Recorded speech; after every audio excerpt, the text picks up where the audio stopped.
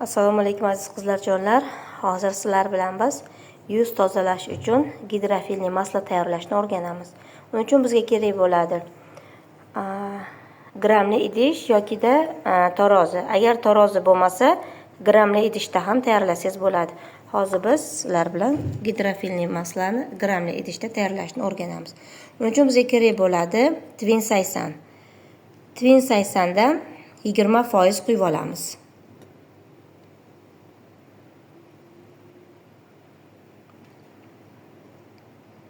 Ya'ni 20% twin saysan quydik.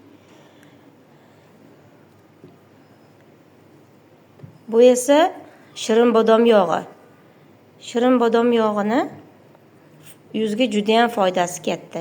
Endi 20% shirin bodom yog'idan qo'yamiz.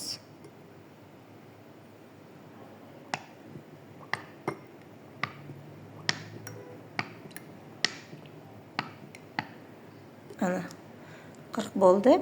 Endi bunisi esa jajava yog'i. Jajava yog'i ham yuzga juda ham foydali.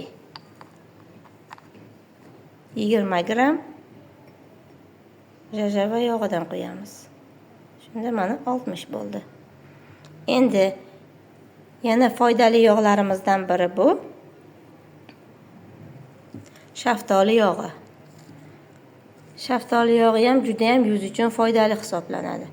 Shuning uchun shaftoli yog'ini ham ishlatsak bo'ladi. Mana endi shaftoli yog'ini quyamiz. Mana shunda bizda 80 gram yog' bo'ldi. Mana 3 xil yog' va twin saysan. 3 xil yog'dan 20%, twin saysandan 20%. Hammasi bo'lib 80% yog' bo'ldi. Endi buni yaxshilab aralashtiramiz.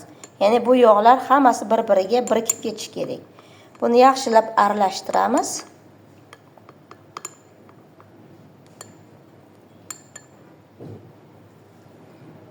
Mana gidrofilli maslamiz tayyor. Bu yuz uchun juda ham foydali. Yuzdagi kirlanishlar, makiyajlar hammasini maksimal darajada o'chirib beradi. Undan tashqari yuzni yog'li balansini normalda saqlaydi. Ya'ni yuzni yog'lantirib ham yubormaydi, quritib ham yubormaydi. Asosiysi yoshartiruvchi va super tozalovchi gidrofilli maslamiz mana tayyor.